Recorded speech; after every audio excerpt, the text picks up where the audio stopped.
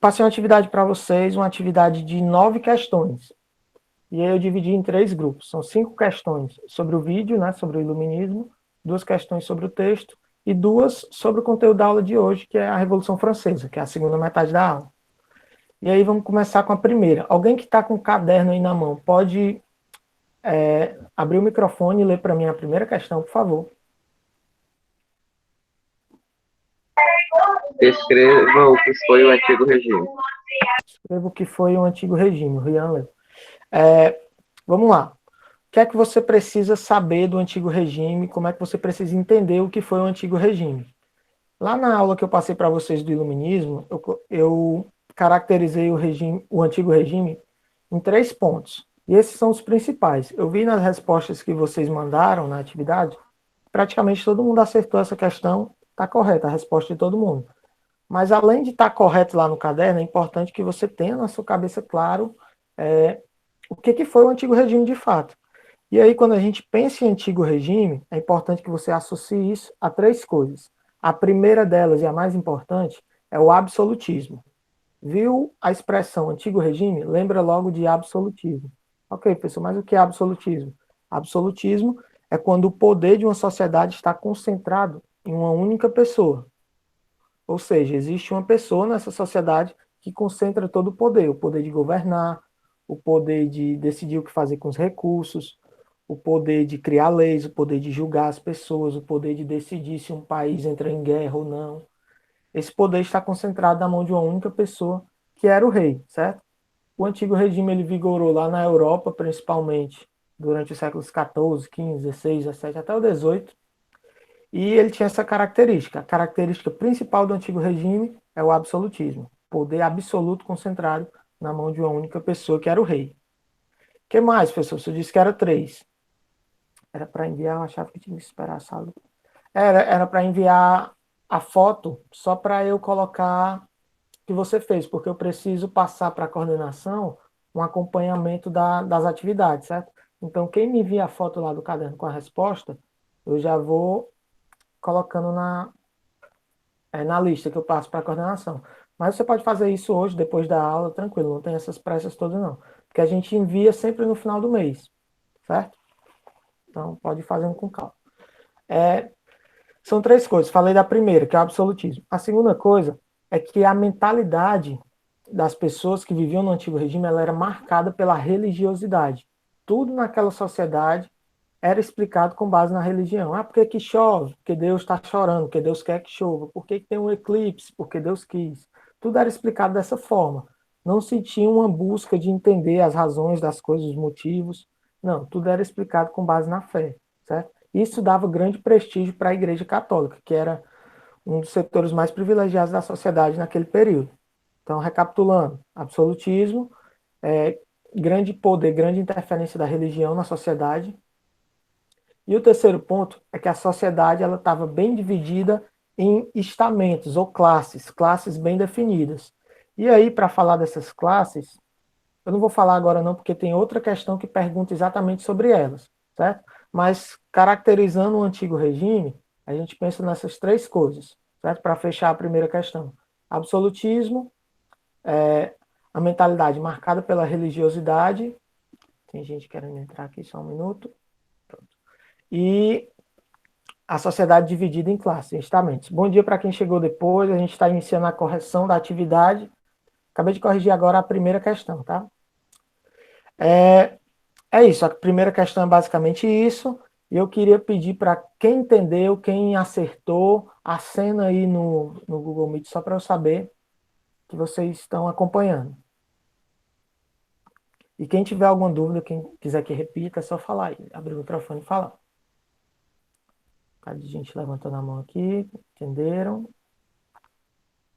Certo. Então podemos seguir para a segunda, né? Vamos lá para a segunda questão. Deixa eu ver se alguém falou no chat, só um minutinho. Não, tranquilo, é só a pergunta sobre a atividade. Esse fio está aqui na frente, deixa eu tirar. Pronto.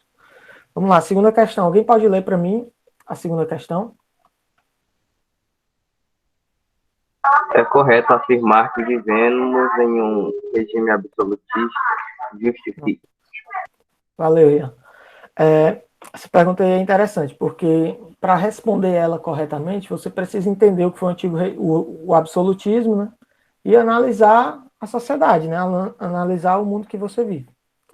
Bom dia para quem chegou agora. A gente está fazendo a correção da atividade, estamos na segunda questão, certo? Acho que foi a Giovana que chegou agora. Bom dia, Giovana. Vamos lá, segunda questão. A pergunta é correto afirmar que vivemos em um regime absolutista? Justifique. E é para vocês pensarem, hoje, no nosso país aqui, a gente vive num regime absolutista. Eu recebi várias atividades, né, do pessoal que fez essa atividade, e a grande maioria acertou, colocou lá que não, nós não vivemos no regime absolutista, justificou, mas teve umas e outras, poucas pessoas colocaram sim.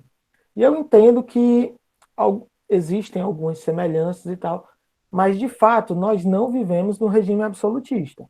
É diferente, a gente precisa entender bem o que era um regime absolutista para a gente conseguir responder essa questão.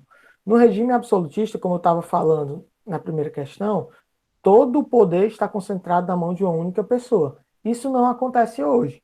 O poder hoje ele é dividido e ele é exercido por várias pessoas. Existe o poder executivo, que é formado lá pelos governantes, então, presidente, governadores, seus ministros, secretários.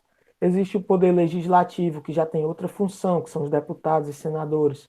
A função deles é criar as leis, alterar as leis. E existe o poder judiciário, que é quem aplica as leis, né? Quem exerce as leis. E esse poder hoje, na nossa sociedade, ele é exercido, ele é dividido, né, em três poderes, executivo, legislativo e judiciário, e é exercido por um monte de gente, muitas pessoas. E no regime absolutista, não. O poder é concentrado na mão de uma única pessoa, que era o rei. Certo? Então, a resposta para essa questão é que não, nós não vivemos no regime absolutista, porque hoje o poder é exercido por muitas pessoas, e esse poder é, inclusive, dividido. Só um detalhe sobre essa questão da divisão dos poderes. Isso aí é uma influência do iluminismo, é um pensador iluminista. Vocês devem ter visto lá na aula o Montesquieu, ele difundiu essa teoria dos três poderes. Ele dizia o seguinte: olha como é interessante. Ele dizia que quando uma pessoa só concentrava todo o poder nas suas mãos, essa pessoa tendia a usar o poder de acordo com seus interesses pessoais e não pensar na coletividade. Então, na teoria dele, o que é que ele dizia? Para que isso não aconteça, é preciso que esse poder esteja dividido, para que um poder vá controlando o outro. E aí ele difundiu a teoria dos três poderes, executivo, legislativo e judiciário, porque assim eles são obrigados a pensar na coletividade, não pode agir em interesse próprio, porque aí o outro poder vai lá e intervém. Mais ou menos essa é a ideia dele. Alguém pode ler aí a terceira questão? Ah, só uma coisa, antes de lerem a terceira questão. Deu para entender a cena aí, se deu certo? Se ficou alguma dúvida, fala no chat. Se eu estiver indo muito rápido, podem comentar, falem qualquer coisa, mas participem de alguma forma, certo? Se tiver tudo ok, coloca aí, tá tudo ok, professor, no chat, dando certo, pode seguir. Estão acenando aqui, estou entendendo que vocês estão entendendo, Professor, então. Oi, quem está falando? eu vou só aqui sair da sua aula para ver se fica Giovana? mais alto o som. E o meu celular tá todo alto, só que eu não tô escutando nada do senhor falando. Tá muito baixo. Tá bom, vou tentar falar um pouquinho mais alto, mas tenta ver aí se dá certo. Tá, eu vou só Mais alguém sair está com aqui, esse. peraí. Tá certo. Mais alguém está com esse problema? Quando eu Além da cheguei na Giovana? sala eu tava, só que eu botei o fone e agora tá normal. O fone tá normal, né? Talvez Pra seja mim, o seu isso. áudio tá bom, tá alto, tá normal. Ok, Adriele. Certo. Então vamos só esperar um pouquinho para a Giovana voltar. Talvez ela esteja escutando sem um fone. Deve ficar um pouco baixo. Eu vou falar um pouquinho mais alto para ver se todo mundo escuta. Pronto, melhorou. Melhorou? Pronto. Tu tá de fone, Giovana, ou tá ouvindo pelo celular normal? Tô ouvindo pelo celular normal. Certo. Vou falar um pouquinho mais alto. Qualquer coisa tu avisa aí. Deixa eu só ver uma coisinha.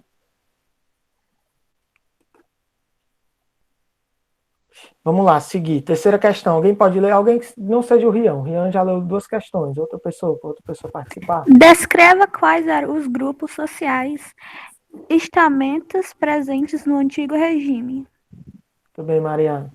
Vamos lá. Para responder essa questão, eu deixei um slide aqui pronto. Deixa eu tirar essas perguntas aí da tela de vocês e colocar outras, porque aí fica melhor de vocês verem. Só um minutinho.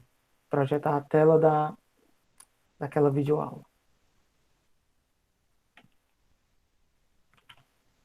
Apresentar.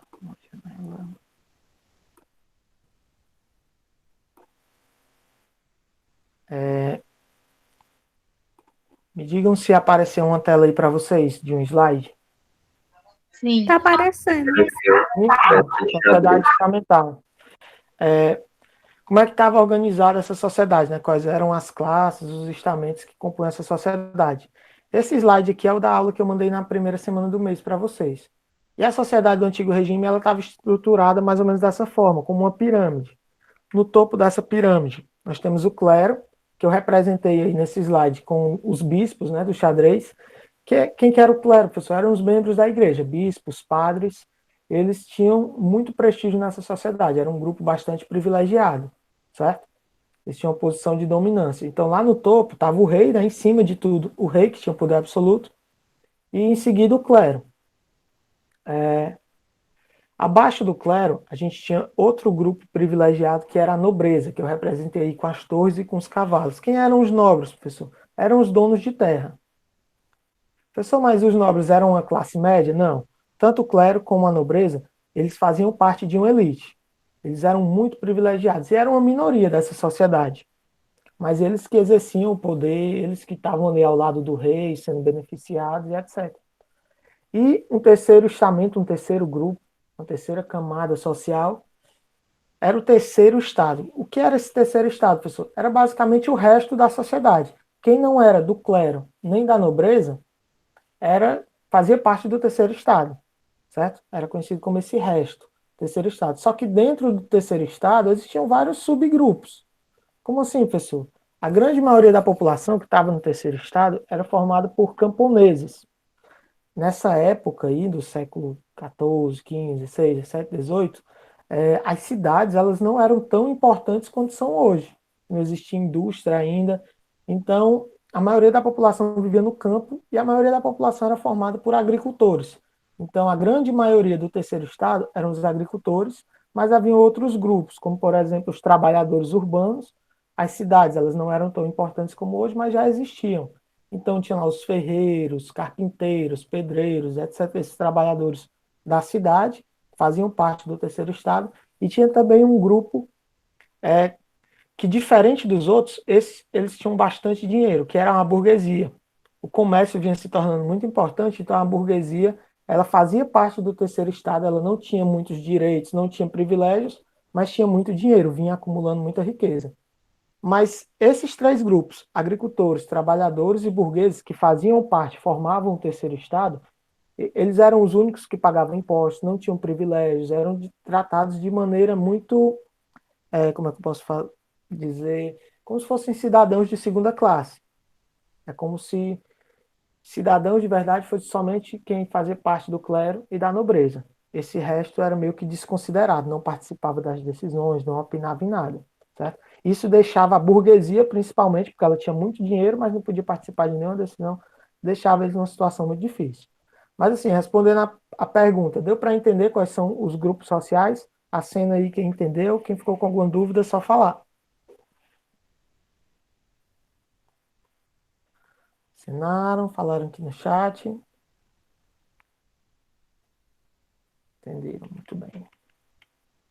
Então tá dando certo a correção, tá dando para a gente rever o conteúdo. E se você errou alguma questão, vai ajeitando aí no seu caderno, vai anotando os pontos que for chamando sua atenção, certo? Agora alguém para ler a quarta questão já, né? Acho que é. Leia para mim alguém, por favor.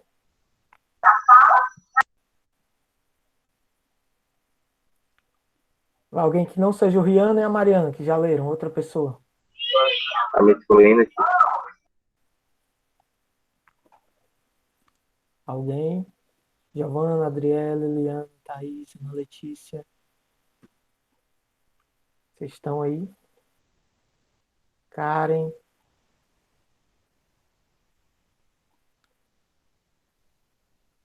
Então vai tu mesmo, Rian. Leia aí a quarta questão para mim, por favor.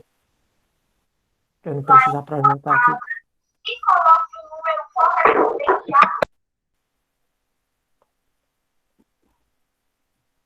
Alguém para ler a quarta questão?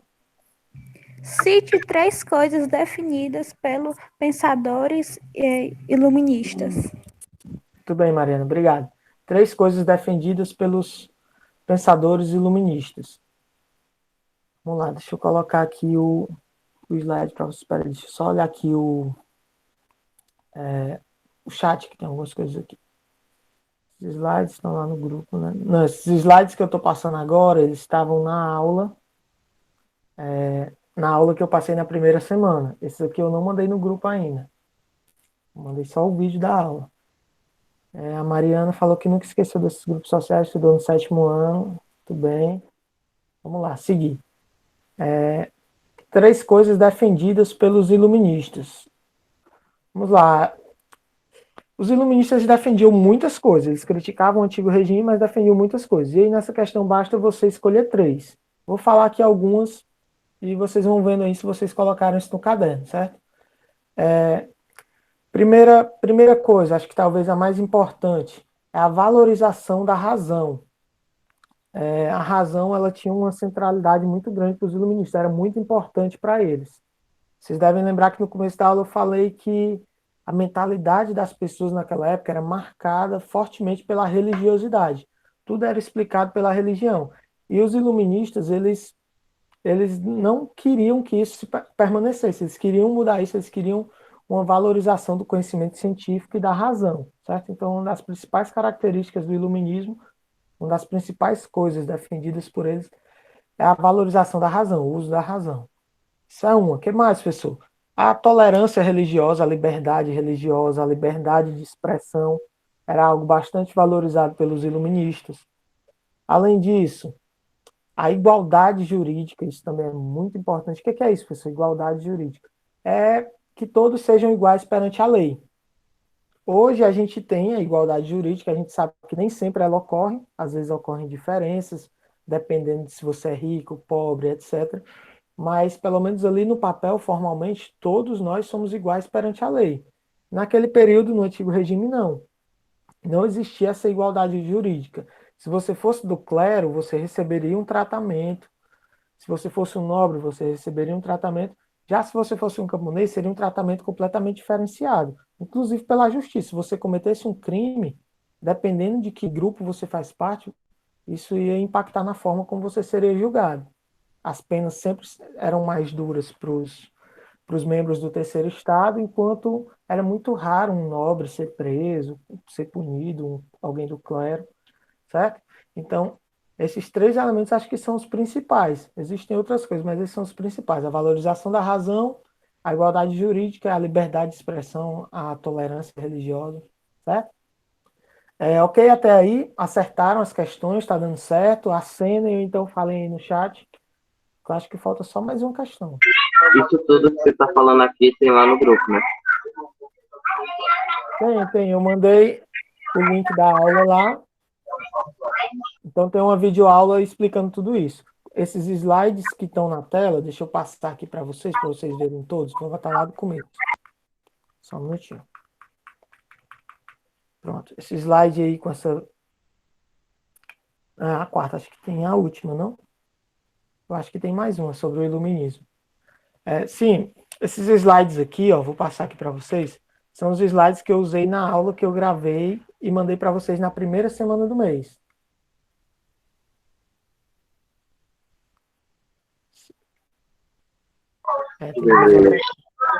E aí, qualquer coisa eu posto esse vídeo, o vídeo da aula que eu mandei lá no grupo novamente para vocês assistirem, tá? Eu usei esses slides aqui. Se vocês quiserem somente os slides, eu posso mandar também, não tem problema não, tá? Tá bom. Agora, a última questão, alguém lê aí para mim, por favor?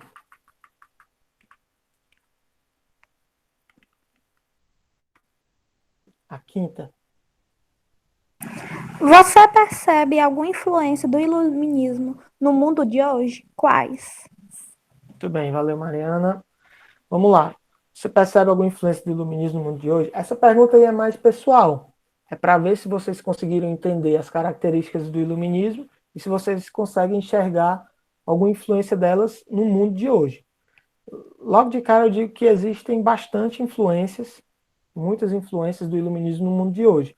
Mas eu queria ver o que é que vocês botaram, o que é que vocês perceberam aí. Alguém pode me dizer? Pelo menos 3 pessoas? Vai lá, Mariana. Digam aí o que é que vocês colocaram nessa pergunta.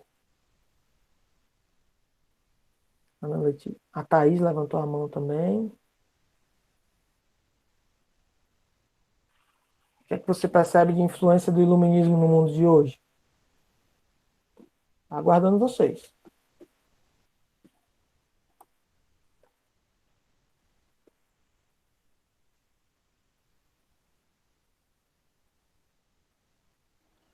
Eu vou começar, então, já que ninguém Tá, vai vai lá, falar. Giovana. Vai lá.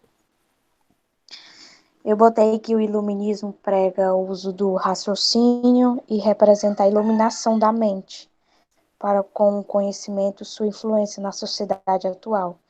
Está no seu uso como base para a formação das mesmas que utiliza do racionalismo em sua constituição, como a menina aí disse aqui no chat. Certo. Deixa eu olhar aqui o chat rapidinho.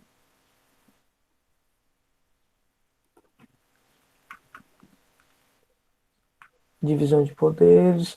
É isso que a Giovana falou, é a valorização do uso da razão. De fato, no mundo de hoje, o conhecimento racional ele é muito mais valorizado do que naquela época, né? Então, é uma influência assim, do iluminismo. A Thaís colocou aqui a democracia, a liberdade de expressão, a igualdade social melhor, o estudo para todos. Correto, Thaís? Tudo correto. Tudo isso influência do iluminismo, sim, na nossa sociedade. É outra coisa que eu chamo a atenção, é a divisão dos poderes, né? Executivo, legislativo e judiciário. Praticamente todos os países ocidentais, né? Brasil, Estados Unidos, os países da Europa, de maneira geral, eles são organizados dessa forma, de acordo com a teoria de um pensador iluminista. Certo? Então, dessa atividade inicial, das 5 questões, acho que é isso. Ficou alguma dúvida? Deu para entender? Deu para rever o conteúdo? Podemos avançar para as outras? Acenem ou então falem sim aí no chat, para a gente avançar. Podemos. Ok. Então vamos lá. O segundo bloco de atividades, né, são 2 questões. Duda levantou a mão, entendeu? Podemos avançar então. A Raíssa está pedindo para entrar, só um minutinho. Vamos lá dar continuidade. Responder mais 5 primeiras questões. Agora vamos para aquelas 2 sobre o texto. Só que antes eu queria projetar o texto aqui para vocês e ler com vocês bem rápido, certo? Deixa eu tirar a projeção desses slides. Colocar outro. Espera aí. Só um minutinho. Vou colocar o texto na tela para a gente fazer a leitura junto. Só um minuto.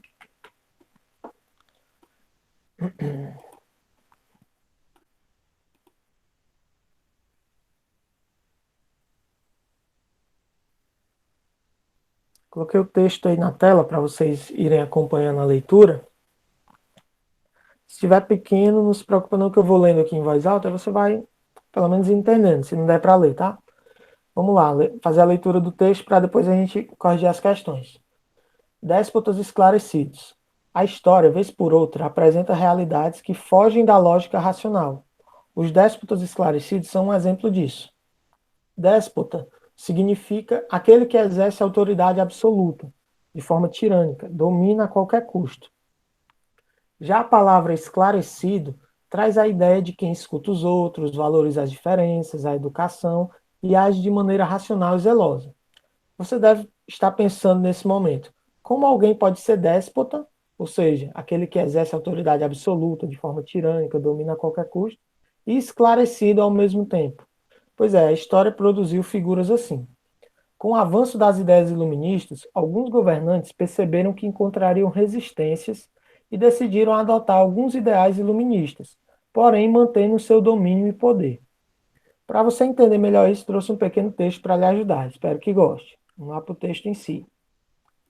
O despotismo esclarecido significa, tinha como objetivo, certo? O despotismo esclarecido visava, ou tinha como objetivo, acelerar o processo de modernização de alguns países e assim aumentar seu poder e prestígio a fim de enfraquecer a oposição ao seu governo. Argumentam que governam em nome da felicidade dos povos. Os principais déspotas esclarecidos foram Frederico II, foi o principal déspota esclarecido prussiano. Só o que é isso, prussiano? A Prússia é uma região do que hoje é a Alemanha. A Alemanha demorou um tempinho para ser formada e antes de ser a Alemanha, existiam vários reinos lá e um dos reinos mais importantes era o reino da Prússia, né? Prússia em alemão se pronuncia Borussia, por isso que tem um time hoje, que é o Borussia Dortmund, é dessa região, lá da Alemanha, certo? Continuando, só um parênteses, né? Frederico II foi o principal déspota esclarecido prussiano dessa região, onde reformou o sistema penal, aboliu as torturas praticadas por seu pai, fundou escolas, promovendo a educação, incentivou a produção cultural, comercial e manufatureira. Manufatura é uma coisa que existiu antes de inventarem a indústria. Antes de existir indústria, existiam as manufaturas, que era uma espécie de oficina onde os artesãos trabalhavam fazendo os produtos antes de surgir a indústria. E ele decretou também a tolerância religiosa. Tudo isso quem fez foi o Frederico II. Vou passar para a continuação do texto. Catarina II, estrangeira da Prússia, assumiu a Rússia, governou a Rússia e construiu escolas, hospitais, reformou e modernizou cidades, racionalizou a administração pública e limitou a ação da igreja. José II, imperador da Germânia, outro reino também lá da região, que depois virou a Alemanha, aboliu a servidão e a tortura, secularizou seus bens, fundou escolas, hospitais e asilos, concedeu liberdade de culto a toda crença religiosa, criou impostos para o clero e para a nobreza, limitou feriados, peregrinações, tornou a língua alemã como obrigatória. O Marquês de Pombal, que ele era português e atuou também aqui no Brasil, na época que nós éramos colônia de Portugal. Conde português que iniciou reformas administrativas, econômicas e sociais, desenvolveu o comércio colonial, isentou impostos para exportações, fundou um banco, expulsou os jesuítas e modernizou o exército. Muitas reformas promovidas pelos déspotas esclarecidos tiveram vida curta. A maioria foi anulada pelos seus sucessores. Explicando de maneira resumida o que foram os déspotas esclarecidos. Eram governantes absolutistas que tinham poder absoluto naquela sociedade, só que esses caras perceberam que o iluminismo, o movimento iluminista que criticava eles, estava ganhando muita força. Então eles perceberam que eles poderiam ser derrubados a qualquer momento. E qual que foi o plano deles, a ideia deles? Eu vou continuar governando com meu poder absoluto, mas vou adotar algumas medidas dos iluministas, alguns ideais iluministas eu vou adotar no meu governo, para assim eu acalmar essa oposição e conseguir manter meu poder, certo? Esses caras foram os déspotas esclarecidos. Agora vamos lá para as questões, as duas questões lá do meio. Alguém pode ler para mim?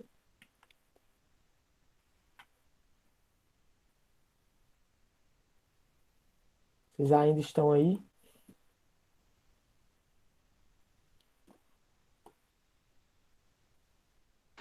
A sua atividade é descreva o antigo regime, é, professor? Não, é a primeira questão lá do meio. Tem essas 5 primeiras, tem um embaixo. Deixa eu colocar aqui na tela para vocês. Aí eu mesmo leio. Deixa eu voltar aqui rapidinho. Trocar a apresentação. Eu estou com as questões aqui, só que eu tenho que ficar mudando de apresentação o tempo inteiro. Deixa eu botar ela na tela. Aí eu mesmo vou lendo para a gente ganhar tempo. Deixa eu ver aqui. Acho que vai aparecer aí para vocês. Pronto, tem as questões. A primeira, acho que eu até já respondi, né? O que foi o despotismo esclarecido? Eu percebi que quando vocês mandaram a atividade, as pessoas que mandaram, muita gente pesquisou, né? Pegou de algum canto e colocou lá, e talvez você tenha feito e não tenha entendido. É sempre melhor do que você colocar no caderno aquilo que você viu em algum canto, você pensar, entender e colocar do seu jeito, certo? Foi o despotismo esclarecido, falando com minhas palavras, depois de ter lido o texto. O ideal é que vocês façam assim. Foi uma forma de governar de alguns governantes que tinham poder absoluto, mas que adotaram alguns ideais iluministas. É basicamente isso, certo? De maneira bem resumida. Teve muita gente que botou a resposta lá, foi um modo de governo que vigorou na Europa durante o século XVIII, não sei o quê. Ok, mas aí acaba que você não entende muito bem de fato o que foi. E, de maneira bem resumida e simples, o despotismo esclarecido foi uma forma de governo em que os governantes adotaram alguns ideais iluministas, certo? Basicamente isso. A segunda questão é, dê um exemplo de governante que foi um déspota esclarecido e cite o que ele realizou durante o seu governo. Lá no texto, é, só um minutinho que tem uma mensagem aqui. Acho que a Mariana precisou sair e voltou, foi isso? Deixa eu ver. Isso, ela teve que sair, mas voltou, então vamos seguindo. Lá no texto tem exemplo de 4 déspotas esclarecidos. E aí na segunda questão ela pede que você pegue um exemplo de um, diga quem foi e o que é que ele fez, certo? Tem lá o Frederico II, a Catarina II, José II, Marquês de Pombal. Basta pegar um desses e colocar o que é que eles fizeram. E foi aquilo que a gente respondeu na primeira questão. Eles governaram adotando algumas medidas, alguns ideais do iluminismo, construíram escolas, etc. Certo? Tranquilo até aqui, acenem, eu falo em si no chat para eu saber se a gente pode ir para a segunda metade da aula, que é o conteúdo novo. Tem gente pedindo para entrar, só um minutinho. Bom dia para quem chegou agora. A gente está terminando a correção agora da atividade da semana passada e vai iniciar o conteúdo novo. Letícia não, a Thaís entendeu, levantou a mão, deixa eu dar uma olhadinha no chat. Podemos avançar. Tudo tranquilo. Então é isso. Para quem chegou depois, né, só recapitulando, a gente fez a correção da nossa atividade. Ficou 2 questõezinhas, as 2 últimas pendentes, que é porque são questões do conteúdo novo. Então, nesse segundo momento da aula, a gente vai iniciar o conteúdo novo. E aí, automaticamente, quando a gente for entendendo a explicação do conteúdo novo, a gente já consegue responder, já vai respondendo essas 2 questões que eu passei também. Certo? Antes, deixa eu colocar a tela do conteúdo novo aqui para vocês, projetar a tela. Só um minutinho.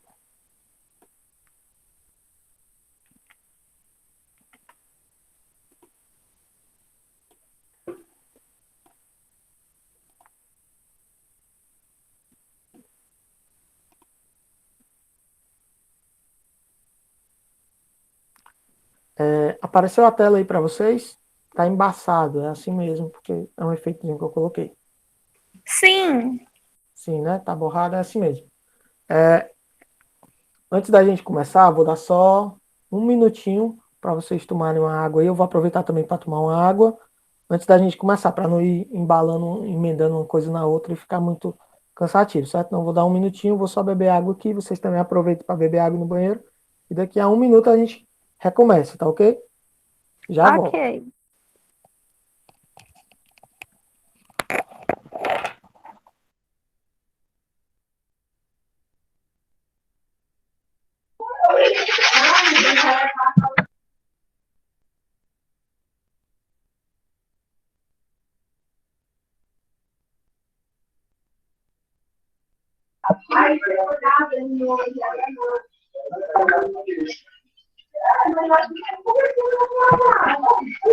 Tô chato. Nossa, agora que eu lembrei que tá gravando a aula. Diabo é isso, meu irmão.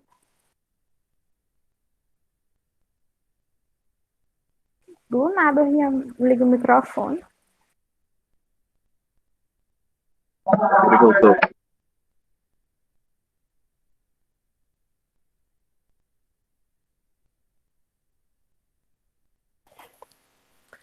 Já voltei. Vou só esperar completar um minuto para dar tempo para todo mundo voltar.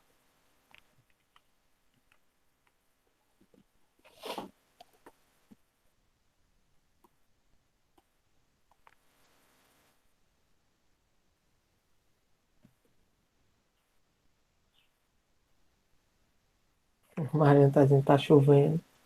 Só o dia chovendo. Acho que vai passar o dia chovendo, igual ontem.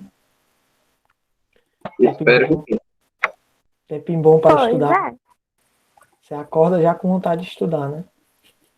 Quer dizer, Não, Eu acordei, eu já falei assim, vou fazer logo umas tarefas aqui do protécnico, né? dá vontade de passar o dia dormindo quando tá assim chovendo. Comigo não. Eu fico do mesmo jeito quando tá sol. só que Acordado. você deixou, né? Vamos lá, tá todo mundo aí? Podemos começar?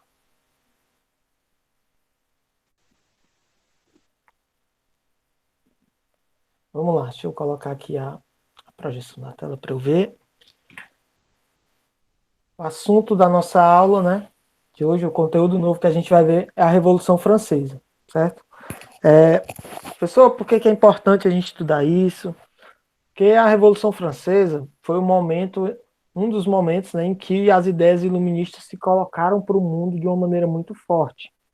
Porque imagina, os pensadores iluministas, eles eram filósofos e tal, eram escritores, eles estavam lá escrevendo essas ideias, mas o fato de você escrever uma ideia não significa que essa ideia vai ter um impacto no mundo. Você pode muito bem escrever uma ideia, a ideia ser linda, mas as pessoas lerem, não darem importância para aquilo e passar batido. Só que as ideias iluministas, elas influenciaram alguns movimentos radicais na história da humanidade, como foi o caso da Revolução Francesa. Foi porque tem tanto nudismo nessas pinturas. Não sei. Não sei. Essa pintura aí é um símbolo da Revolução Francesa. Essa mulher é como se ela representasse a liberdade. A liberdade guiando os povos e tal. Mais ou menos isso. E vocês também estudaram isso, né? No ano passado, 8º ano, isso é conteúdo do 8º ano. E continuando, a Revolução Francesa é importante porque foi o momento em que as ideias iluministas ganharam tanta força que elas fizeram, só para vocês terem uma ideia, elas fizeram as pessoas se juntarem e derrubarem aquele rei que tinha poder absoluto. A partir dali o mundo mudou. Existe um mundo antes da Revolução Francesa e um mundo depois da Revolução Francesa, certo? Vamos lá entender. Para entender a Revolução Francesa, a gente tem que começar pelo contexto. E aí a gente já tá ficando craque nesse contexto. Por quê? Antes da Revolução acontecer, como é que a França estava? Ela estava vivendo sob o antigo regime, que é aquilo que a gente já entendeu. O absolutismo, uma mentalidade marcada pela religião, pela religiosidade, a sociedade dividida em clero, nobreza e terceiro estado, certo? Basicamente isso, então a gente precisa ter claro isso. A Revolução Francesa ocorre em meio a esse contexto de antigo regime. O que mais, professor? A França era o país mais populoso da Europa naquele período. Tinha muita gente vivendo lá. E onde tem muita gente, a chance de uma coisa acontecer é muito grande. A chance de alguma coisa grave acontecer, de uma explosão social, de uma convulsão social, do caos acontecer é muito grande. Certo? E o terceiro ponto era uma pobreza extrema. A grande maioria da população francesa, mais de 90%, vivia numa situação muito difícil, em pobreza extrema, em você almoçar hoje sem saber o que é que você vai jantar e o que é que você vai almoçar amanhã. Então, a grande maioria daquela sociedade, daquela população, vivia nessa situação. Então, imagina, vivendo sob um antigo regime, uma opressão muito grande, poder concentrado, um país com muita gente vivendo na pobreza, estava na cara que em alguma hora isso ia dar errado. Ia acontecer alguma coisa muito séria. Foi justamente o que aconteceu. E a França era um país marcado por grande desigualdade. E aí, para a gente entender isso, eu coloquei a foto do interior de um dos palácios lá da nobreza francesa, para vocês terem ideia do luxo que eles viviam e tal. Então, enquanto a grande maioria da população vivia numa situação muito difícil, uma pequena minoria de privilegiados vivia gozando de muito luxo, de fartura, certo? Então isso contribuía para deixar a situação mais complicada ainda. E aí, para vocês entenderem isso, eu trouxe essa charge, esse desenho. Eu sei que tá chovendo muito, mas não dá para escutar direito, eu não sei, mas como é que faz para ver a aula depois? Eu tô gravando agora e eu vou postar lá no grupo o vídeo dessa aula, tá? Eu tô gravando aqui ela todinha. Professor, Ah, aqui beleza. tá chovendo muito. Aqui tá chovendo muito. Não, tranquilo. Se não der para vocês continuar, se não estiver dando para ouvir, não se preocupem. Podem sair que aí quando terminar a aula, Eu vou só editar aquela partezinha do começo, que eu estou esperando vocês entrarem, edito um pouquinho do final e coloco o vídeo lá para vocês assistirem. Não se preocupem. Demora um pouquinho, porque eu tenho que colocar no YouTube, mas ainda hoje esse vídeo está disponível para vocês, a aula completa, tá? Então, se não estiver dando, não se preocupem não. Só antes de sair, coloquem o nome completo de vocês e a escola no chat, para eu dar a presença. Mas quem puder ficar, eu peço que fique, porque você pode ir tirando dúvida, e é bem melhor a gente estar falando ao vivo do que gravado, certo? Mas vamos lá, seguindo. Essa charge aí, ela traz um desenho da época, que mostra esse cara que está curvado aqui, é um camponês, e ele está carregando nas costas um cara representando o clero e outro cara representando a nobreza. Isso era uma forma que o desenhista lá teve de chamar a atenção da população para isso. Olha, os camponeses, a população pobre, está carregando os grupos privilegiados nas costas. Isso é insustentável. Para vocês terem uma ideia, o terceiro estado, que era o grupo que não tinham privilégios, que eram os que sustentavam toda a sociedade, pagando impostos, etc., representava 97% da população. Ou seja, 97% da população se sacrificava para bancar o luxo de 3% da população, que era o clero e a nobreza juntos.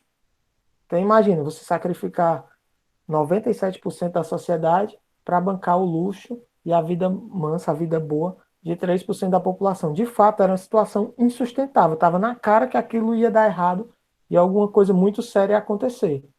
E, para fechar, clero e nobreza não pagavam impostos. Ou seja, aqueles que usufruíam do luxo, né, da riqueza produzida pela população, eles não pagavam impostos, eles não contribuíam de maneira alguma. Eram basicamente sustentados pelo esforço de toda a população, certo? Avançando aqui, sobre esse assunto a gente está fera também, que a gente já estudou essas ideias. Que ideias revolucionárias eram essas, professor? Eram justamente as ideias iluministas. Nesse contexto, nesse ambiente de desigualdade, de fome, de pobreza extrema, as ideias iluministas encontraram um terreno fértil. Rapidamente elas foram se espalhando. Imagina, você vive numa sociedade em que o rei tem poder absoluto. Se alguém olhar para o rei e criticar ele, ele pode na hora mandar aquela pessoa ser presa, enforcar aquela pessoa. Isso acontecia bastante. E nesse contexto chega as ideias dizendo o seguinte: olha, todos são iguais perante a lei. Está errado isso que o rei está fazendo. Então essas ideias elas ganharam muita força, as pessoas abraçaram essas ideias, certo? E essas ideias foram criando lemas na sociedade francesa.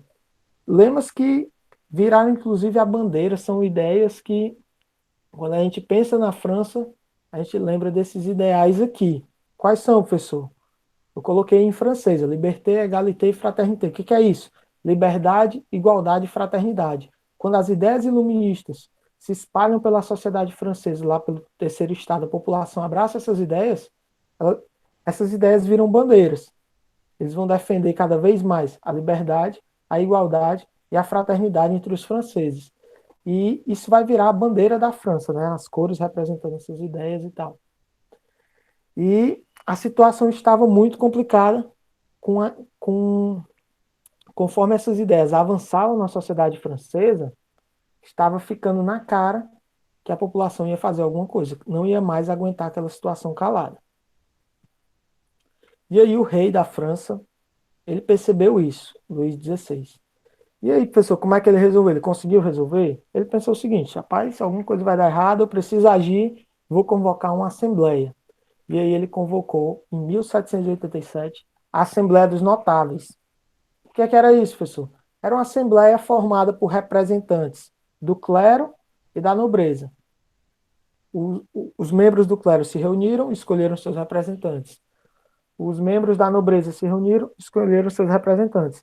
E esses representantes foram se reunir numa assembleia, essa Assembleia dos Notáveis, para decidir o que iam fazer com a França, para melhorar a situação de lá.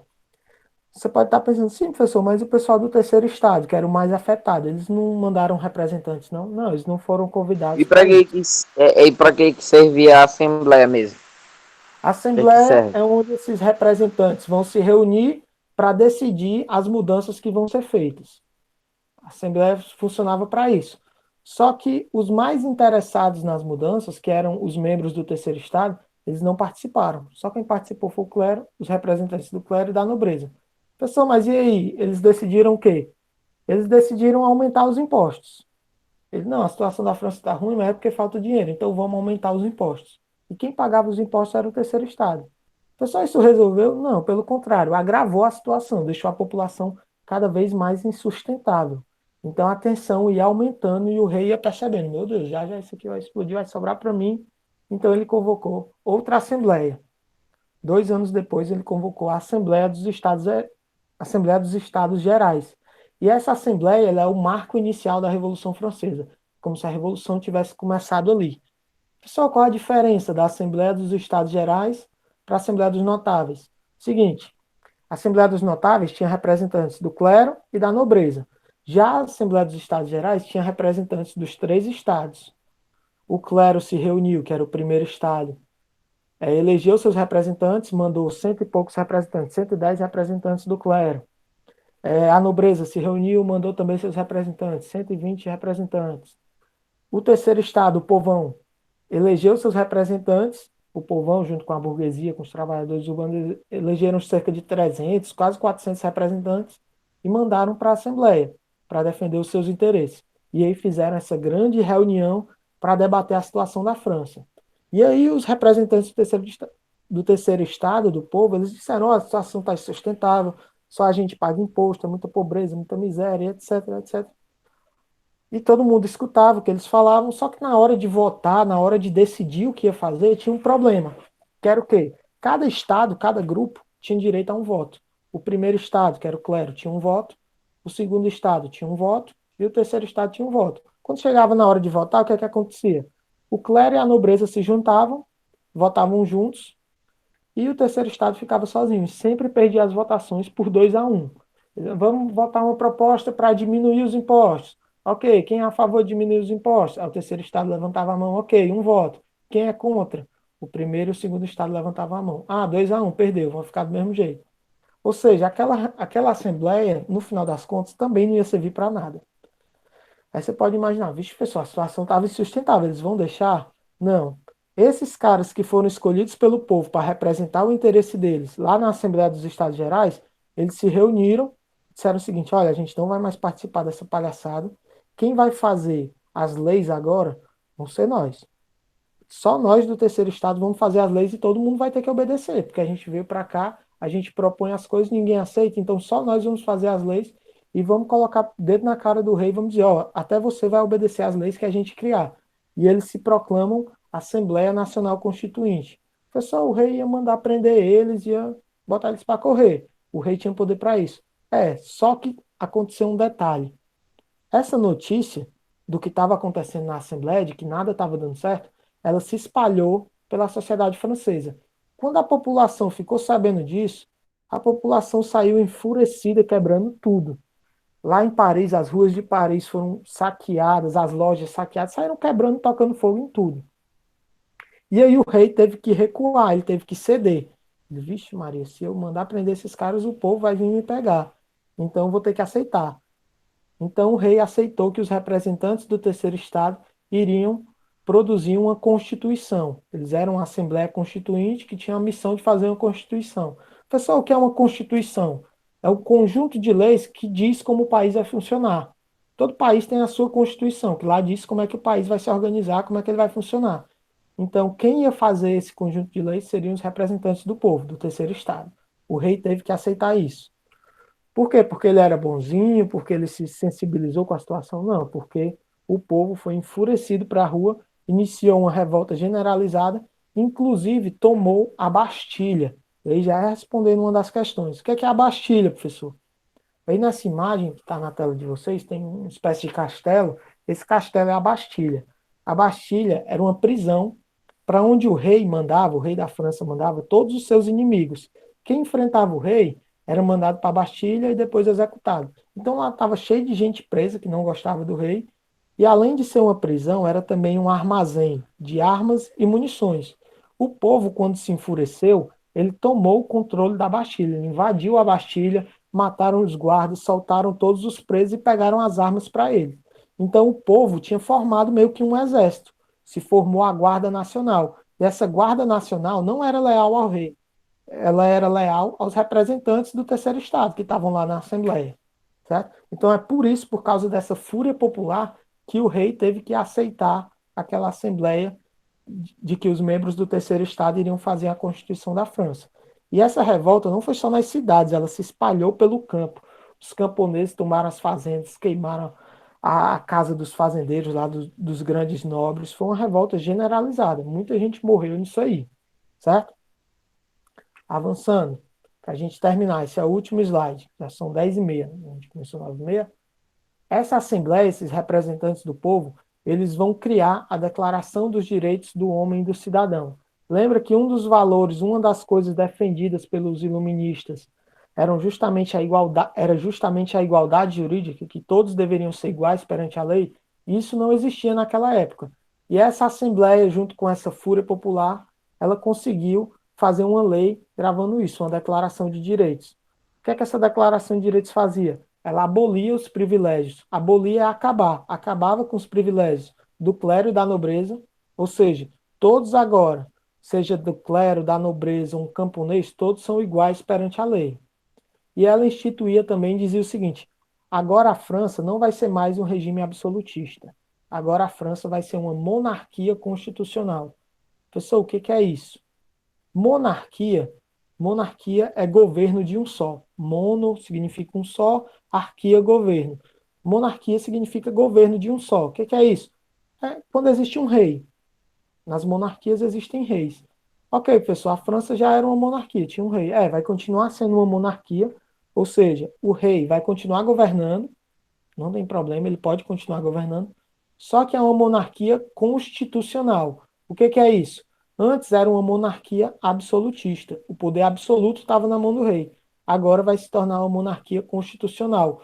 Existe uma constituição, um conjunto de leis que deve ser obedecido por todo mundo, inclusive pelo rei. Ou seja, o rei vai governar, ele vai continuar governando, mas ele tem que obedecer às leis que nós criamos, que nós, os representantes do terceiro estado, criou. Ok?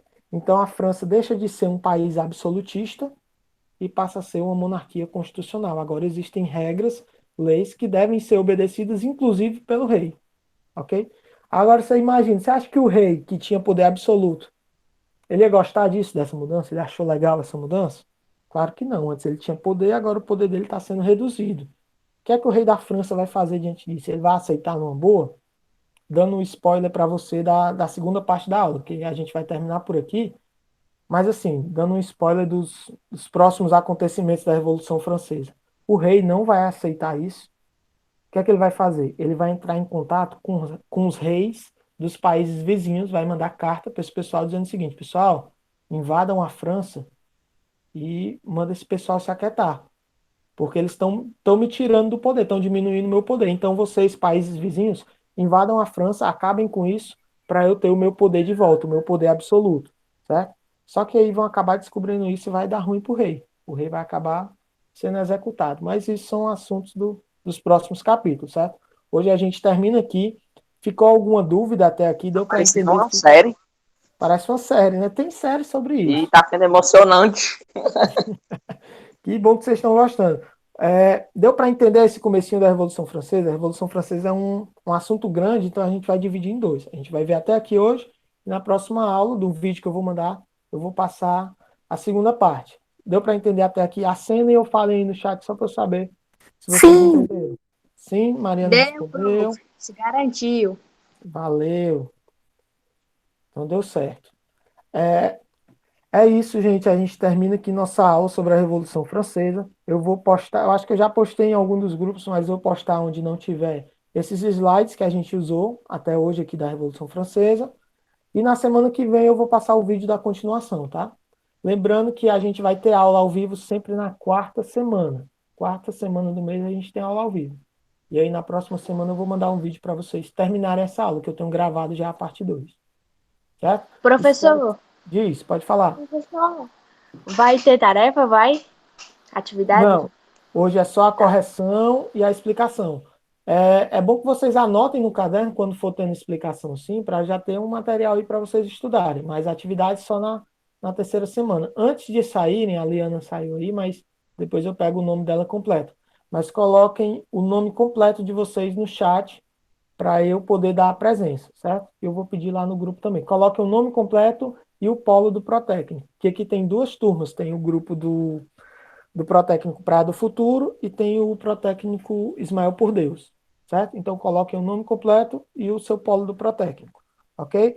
Espero que vocês tenham gostado. Muito obrigado pela presença de vocês. E é isso. Depois de colocar o nome, podem ir saindo, que eu vou encerrar a gravação e anotar o nome de vocês para dar presença. Valeu, gente. Um abraço. Espero que vocês tenham gostado. Tchau, prof. Tchau, tchau.